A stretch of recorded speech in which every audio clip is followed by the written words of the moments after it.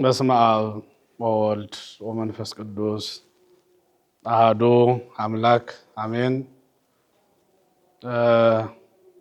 የተከበራችሁና የተወደዳችሁ እግዚአብሔር ቤተሰቦች በመላው ዓለም የምትገኙ ከኢትዮጵያ ውስጥም ከኢትዮጵያ ውጭም ያላችሁ በእምነቱ ያላችሁ ኦርቶዶክሳውያን እንደ አብሮነት ኢትዮጵያውያን ወገኖቻችን በሙሉ ሰላም በያላችሁበት እንዴት ናችሁ? እንዴት ሰነበታችሁ? እያልኩ አጭር መልእክት ማስተላለፍ ፈልጌ ነው። አሁን የምንገኘው በባህር ዳር ሀገረ ስብከት መንበረ ጵጵስናው ግቢ ውስጥ ነው ያለነው።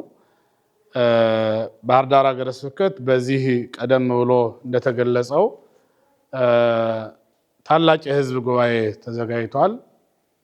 ይህ የሚጀመረው ብዙዎቻችሁም እንደሰማችሁት ታኅሳስ 10፣ 11 እና 12 ነው።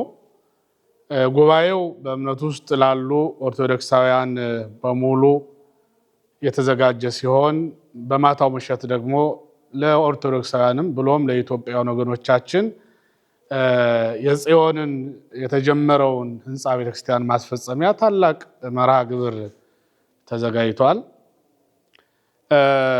ነገ 7:30 ጀምረን ወደ አየር መንገድ ኢትዮጵያ ኤርፖርት በላይ ዘለቀ አየር ማረፊያ መንገድ ሁላችን እንገናኛለን።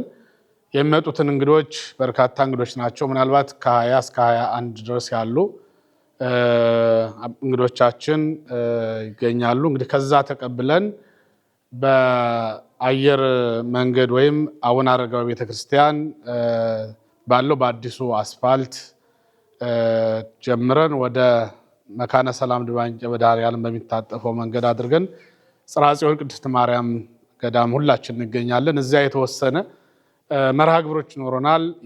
የጉባኤው ዓላማ የማታውን መርሃ ግብር ዓላማን ሊገልጽ የሚችል አጭር ቆይታ ከዛ ይኖረናል። ልክ እዛ እንደተነሳን ቀጥታ በገጠር መንገድ ባለው ተነስተን ቀጥታ ወደ ኒሸን ሆቴል ታጥፈን መስቀል አደባባይ መስካየ ኅዙናን መድኃኔዓለም 9:30 ስርዓተ ጸሎቱ ይጀመራል። በብፁዓን አባቶቻችን ብፁዕ አባታችን ብፁዕ አቡነ አብርሃም የባህር ዳርና የሰሜን ጎጃም ሀገረ ስብከት ሊቀ ጳጳስ፣ በኢትዮጵያ ኦርቶዶክስ ተዋሕዶ ክርስቲያን የቅዱስ ሲኖዶስ አባል፣ ጽርሐ ጽዮን መንፈሳዊ ኮሌጅ የበላይ ጠባቂ ጉባኤውን በበላይነት ይመሩታል።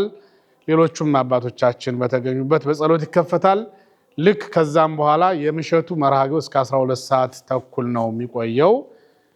ምሽት 1 ሰዓት ጀምሮ ደግሞ እዚሁ አሁን ካለንበት ቦታ ላይ በርካታ የጥበብ ሰዎች፣ ታዋቂ አርቲስቶች፣ ቲክቶከሮች በመላው ዓለም ላሉ ወገኖቻችን ያዳርሳሉ።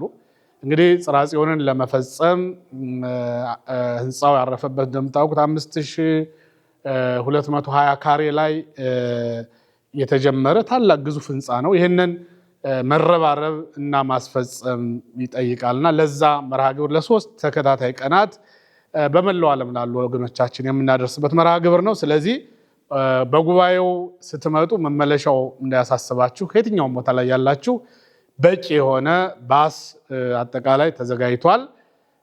ለዚህም ምናልባት መልእክቱን የምትሰሙ ያልተጠየቃችሁ፣ በአንድም በሌላ በረከቱን ያላገኛችሁ፣ ባስም ያላችሁ፣ ሌላ የህዝብ ማመላለሻ ያላችሁ በዚህ ቀን ለ2 ለ3 ቀን የበረከት ስራ እንድትሰሩ በዚህ አጋጣሚ ማሳሰብ እንፈልጋለን።